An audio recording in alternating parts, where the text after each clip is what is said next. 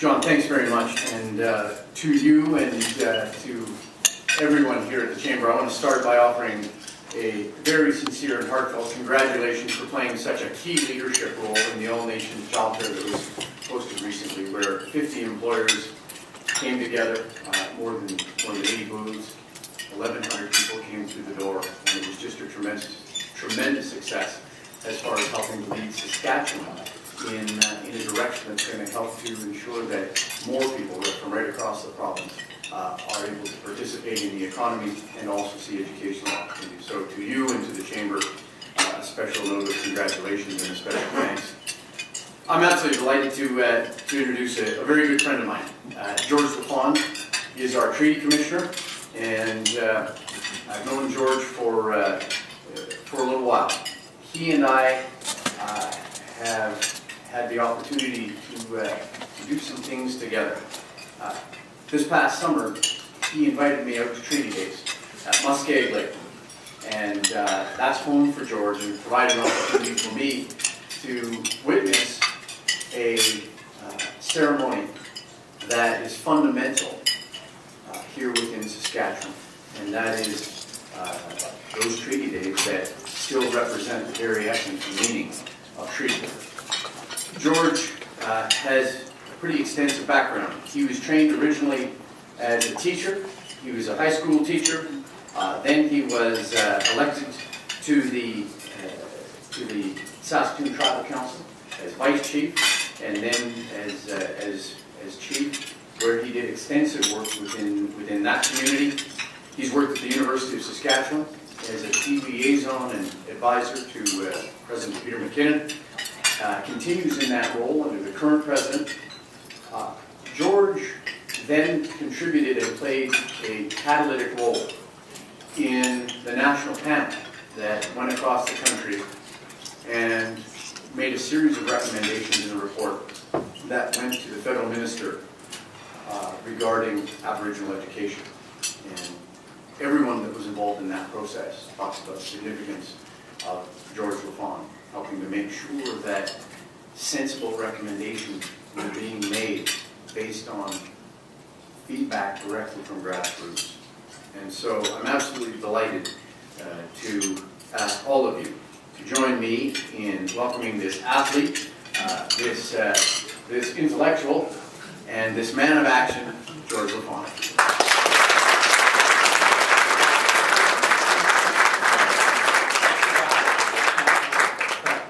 Thank you very much, Rob. There's a man who knows what he's talking about. Thank you, Mr. Pasha, for working prayer, and I want to thank all the people from Treaty 4, the territory that we're on. And I understand that I may be wrong in this, but I'm assuming that the Treaty 4 flag is flying at City Hall today. I don't know the elder that designed that flag, Lake Gordon Oaks from the Niigani First Nation. A man that I'm very proud to say I knew quite well, and of course, with Jeremy working in the audience, was very instrumental in the Montesquieu and Heritage Park in its early beginnings. I want to thank the Chamber of Commerce for inviting me to participate in today's lunch. I know you got a very busy holiday season, and finding time for this important message I'm about to give is very critical, I think, to the issues that we're facing here today, not only in Regina, but in Saskatchewan. I have a 2-year appointment, and it's a part-time appointment. For many of you who don't know this, I'm a lot of things, as Rob was saying, a lot of things to a lot of people, but more importantly, I'm a father to 4 children, and my wife, Mary Ellen Chappelle Lafond, is the provincial advocate in BC, which means I travel a lot from Victoria to Saskatoon to do my job, to fulfill my duties as a Treaty Commissioner. We left Saskatchewan about 5 years ago. And one of the reasons why we left was to, in some ways, lighten up the load. We were 2 very busy people. Mary Ellen was in the provincial court, and I was working, as Rob says, with the University of Saskatchewan, being the advisor, where we took on some of the major initiatives to create one of the most, I think, probably one of the most comprehensive programming in Canada that saw inclusion of Aboriginal people on campus, and not only in the area of retention, but also in the areas of curriculum change and making sure that colleges respond to the First Nations people's needs and their people. And so we moved to Victoria, believing that we're going to lighten things up. So I had a bit of a contract with the University of Saskatchewan. I didn't have any employment in Victoria. I assumed that the employment issue would come soon enough. But I remember sitting in my living room and thinking, well, I have all this free time now. So I started making a list of things that I wanted to do. It was these books that I was going to read and reread, and I was going to learn a little more French and a little more of this and a little more of that. Learn how to cook, actually, was part of it, because we have 4 children. I thought, well, I should learn how to cook. I told the end of the story. I had no idea what broil was. It was always fry something, right? I mean, what's this thing called? Broil. I mean, I knew natural gas. I had no idea about a natural gas oven. But there I was. I made a list. I made a list of 25 things I wanted to do over the next year. And I gave it to Mary. I said, here it is. 25 things I'm going to do. She looked at it and said, why not get a job? So there it began. So get a job. I learned very quickly that you have to have goals, especially when you have free time. And so one of my jobs, of course, that I've taken on, as I said, is this very important job, which is called tree commissioner. We're in a very special time of the year. It's Christmas season. It's a festive season. Certainly an author a long time ago wrote about the Christmas season as being the festival of families. I think for us in First Nation communities, we recognize that. Family is very important to us.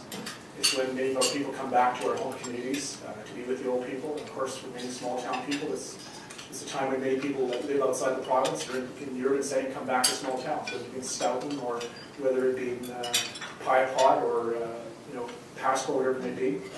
There's a community connection. For me, though, of course, it's to be able to reflect back on a year.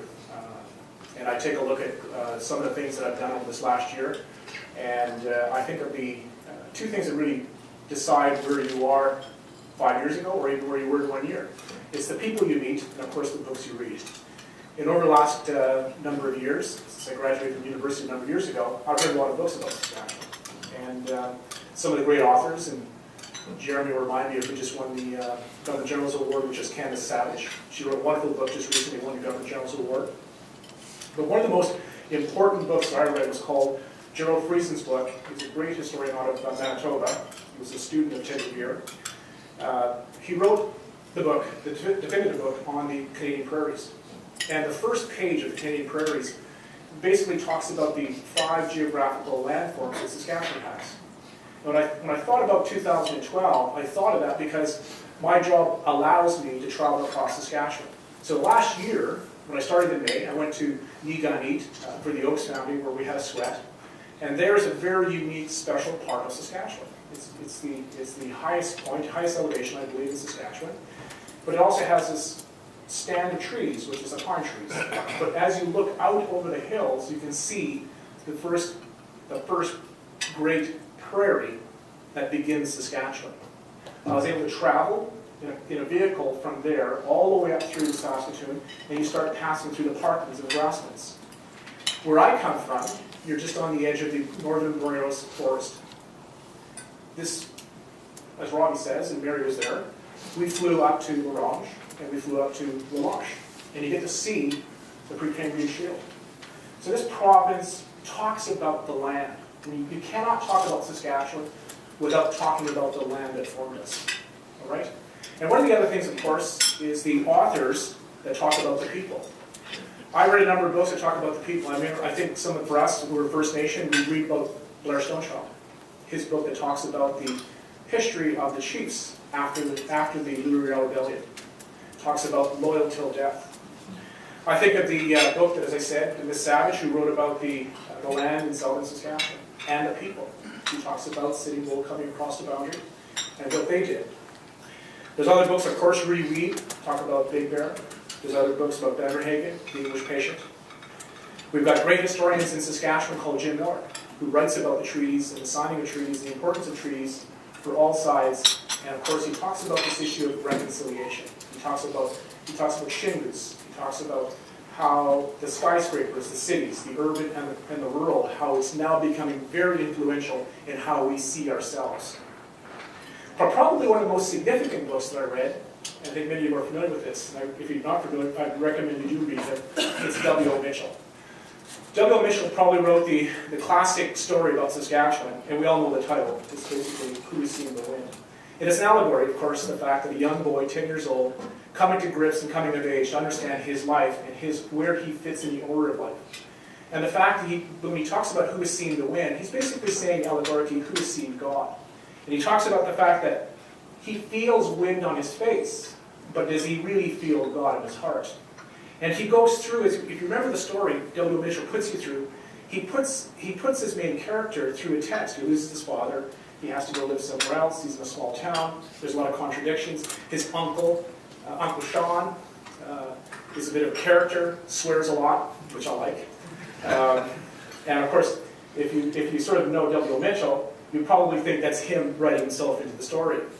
But basically, W. Mitchell talks about this issue. He talks about the land, but he also talks about the spirituality of this province. And he talks about the fact that as prairie people, we seek spirituality. And the reason why I think it's important for us to recognize this is the fact, as we know, as First Nations people, we are very spiritual people. And we are very much connected to the land. When I think about the fact that my grandparents, when I read these books, I think about my grandparents quite a bit, and how they taught me to pray. They taught me to pray in a very Catholic fashion, but I remember at the same time I remember them practicing and burning sweetgrass in the house. So there was a combination of, you had a Western European Catholicism, but at the same time practicing traditional smudging. And I remember, as I said, being 10 years old and watching my grandmother go up a hill every night, without fail, doing her prayers. She'd walk up the hill, and we'd walk up behind her, and she'd do her rosary. And I remember standing on the top of the hill, and I would look at the wave of the wheat dancing in the wind, as to who would see the wind. Now, a lot of those issues, of course, come back to haunt you, because you tend to think, who am I, and what am I, and what is my purpose in this life? The who am I becomes very distorted, because I grew up on an Indian reserve. I grew up in I would say, a very sheltered environment. And this is the paradox we have today, is that in my generation, I grew up very sheltered, knowing who I was. Why? Because I grew up on an Indian reserve. Both grandparents there, parents in the house. I knew who I was. I see today with urbanization, a lot of our young people, this issue of who we are, which is a right. It's a right to know who you are, is being tested. But yet, what I see on reserve, as I've seen myself growing up in the 60s, to the situations where they are in 2012, you have a compromise. You can know who you are, but be isolated. In other words, the opportunities that the world that is out there isolates you, because what's happening is not happening in Muscat Lake. It's happening in Saskatoon. It's happening in Regina. It's happening in Calgary. It's happening in Tokyo. So the compromise, the challenge that I faced when I was growing up wasn't there. I grew up knowing who I was. Safe, secure, around people who were very spiritual and very confident because they knew who they were. However, there was also an elephant in the room. Both my parents went to residential school. The shifting of my grandparents and who they were to my parents, you could see the difference. The difference, of course, is that the parents that were there weren't there. My mother, beautiful woman. My father, a veteran of 2 wars. Tough. Tough. You go to work, or you go to the army. One choice. My mother, you go to work, or you go to school. Let me think about that. Let me think about that very clearly. One option, basically, which was go to school. I wasn't going to go to the army, and I was too young to go to work. So I went to school. I went to school, and I knew quite clearly, and Leanne knows this because she's a pitcher, she's a world-class pitcher. I knew very quickly that the count against me was 2-2. It was a pitcher's count. I had no control of the next pitch. All I knew was I had to make sure if I was going to hit that next ball coming over the plate, I had to hit it hard, and I had to run. I knew I had no other options. If I swing, I miss, I'm out of the game. So I take a look at what my generation did with that opportunity, And I saw a number of people that proceeded into their careers, but not at a rate that was acceptable for me to believe that this world was an inclusive world. It wasn't acceptable to see my relatives not make it in the world, not even make it off the reserve, or not even make it on the reserve, because as I said, the opportunities became less and less every generation. You couldn't make it on hunting and fishing. You couldn't make it chopping wood. You couldn't make it on the jobs that were provided to First Nation communities. So the anger, the frustration that I grew up in was also something that I had to deal with. A lot of my young people who I grew up with, the cohort that I grew up with, were very, very angry, very upset. And they manifested that anger into destructive decisions, whether it be alcohol and drugs or violence. Now, growing up, of course, quickly I moved from my reserve to Saskatoon. And there is where we got to see another part of the world.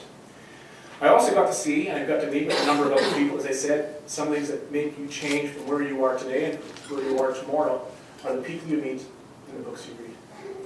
I met a lot of people. I met many people from First Nation communities. I'm a nationalist. I think Musqueam is the best reserve in Saskatchewan. I told people that. Then I met people from Poundmaker who had the same belief. I met people from Muscatine who had the same belief. I had met people from Standing Buffalo who had the same belief. I met people from First Nation communities because I was allowed to participate in an environment because I knew who I was. I had the ability to say, hey, who are you? What are you doing? What are you doing here? What are you studying? I also met non-Aboriginal people. I went to school with some very good people. I worked across the table with them on a lot of issues in Saskatchewan. I came across a number of people on campus who went on to become people leaders in their own field. This hotel, at this time of the year, in about 2 weeks' time, Robbie, are going to be filled with people going to youth parliament. I was here in the mid-70s, going to youth parliament. I met people who are now lawyers and doctors. We were only 15, 16 years old.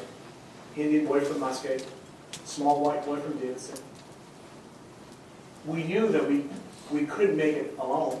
We had to know each other. I had to know who he was, get to know who I was. Because we already knew that the image for Saskatchewan was us.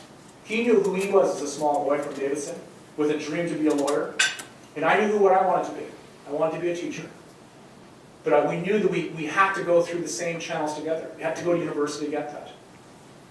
And so for me, the opening up was the people I met not only gave me strength from my own First Nation perspective from various reserves, because they too were struggling as I was. I didn't think I was alone. I saw people from Poundmaker or Lafond struggling. I said, if they're making it, I'm going to make it.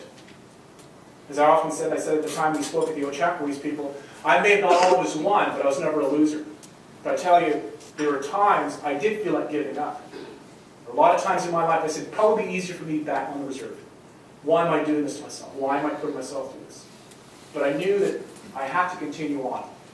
And where that comes from, of course, is the fact that I saw other people, First Nations people, leading the charge. We're seeing more and more of that in my time, even more and more of that in today's time. Professionally, the same thing happened.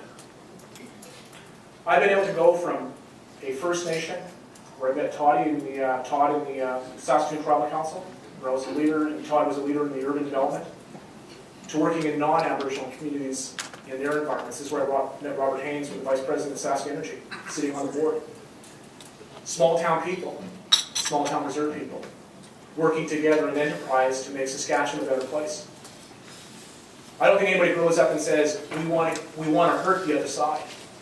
I don't think anybody grows up and says, we want to damage the future of Saskatchewan because we're going to have racism, structural racism put in place and we're going to keep it there. It's like apartheid. I don't think people understand the issues of the Indian Act and say, we want to keep the Indian Act. I think there's many people out there who go to work every day and work every day, such as yourselves, to make sure we have inclusion. But the end goal keeps getting farther and farther apart. I've been criticized because of my age and because of the fact that maybe people say, well, you've been very successful. It's easy for you to say that because you have some element of success in your life. My view is I said, look, I know where I was in the 70s. I know where I am now in 2012. We've come a great distance. Let me tell you the struggles we had in the 60s and 70s, as I said, going to university and coming off the reserve. It was difficult. As I said, I saw my brothers and sisters fail. What we're challenged by today is the amount of change that we need to make today is more than the change that I've seen over 30 years. Because the young people are not waiting. And they're frustrated because they say the change we need is more deeper. It's not superficial anymore. We need to actually make real change in the world we see ourselves in. The Indigenous child today needs to see themselves as who they are. Anishinaabe, Cree, Lakota, Dene, they need to see themselves and feel proud about themselves so they're strong enough to take on what God may give them or what the world may challenge them with. So my role as a treaty commissioner, when I take a look at these issues and come to a concluding point, is that we're in a very, very unprecedented environment. How do we create that environment that was there in the 1800s? This is what's important for us to understand. Treaties were a document that weren't signed under duress. The cavalry was not at the door saying, sign or you lose. As it was in the lower states, as it was in America. We all know the manifest destiny that took place in America. This was an agreement between a settler society and a First Nation society that both agreed to live together in harmony. No duress, no coercion, an agreed upon principle of coexistence, or as I would say, a word that we use today, it's a word of reconciling. We knew the past as Indigenous leaders was our ability to maintain and sustain our lives through the buffalo was passing. We saw disease. We needed to reconcile with that. The European settlers saw this as an opportunity for them to move from an old world to a new world. They reconciled also the fact that their world was changed and they were coming here to start a new world. But they dealt with us as partners. They reconciled with themselves, and we reconciled the fact that we were not going to go away, and nor were they. A form of reconciliation occurred on the prairies. We reconcile. We forgive what's happened to us through disease and destruction, and you reconcile because you know you're about to gain something through a treaty. The reconciliation took place. There was high hope for reconciliation in the 1800s, but that reconciliation didn't take hold. Why? Because the Indian Act then came in place. We were subjugated under an act that basically said, everything that you do from here on in, including the hideous use of child policy of residential school, of taking the Indian out of the child, was implemented. And we talk about the issue of knowing who you are and knowing who you and where you're from. That is completely taken out of your control and given to a third party. So can we ever, as treaty people, and can we ever, as a settler society, in this part of the country where everybody is watching what we're doing, because this is where, if something was going to happen, it's going to happen here in Saskatchewan. We have the highest population, the highest demographic, the youngest Aboriginal population, and yet one of the fastest growing and booming economies in Canada. Well managed, well structured, poised to take on the world. The world discovered us in 2005 because they want the commodities. And that's what we do. Our productivity is high, not as good as it should be, but there's a thin veneer right now, as we all know that, because the world economy is a bit shaken with Europe, America, and Asia. But we're still strong. We still have muscle on the bone. And yet, as I say this, First Nations people are looking for their place inside this world because they're grappling with the issue of who are we in the 21st century. I say to you, and I'll conclude with this, it is reconciliation. Now, I've said this to a number of people. It's easier said than done. What is reconciliation? I've gone to elders, as I learned when I was a tribal leader, always go to your elders. What does reconciliation mean to you? What does it mean? some elders will say to me, I will never forgive and I'll never forget. A very hard approach to the future. I respect that. I've gone to another elder in the same room and I'll say, what does reconciliation mean to you? And the elder will say, I've reconciled what happened to me. I have forgiven what has happened to me and my family and my culture and my language. The reason why I do it is because we cannot bring hatred into our hearts of our young people.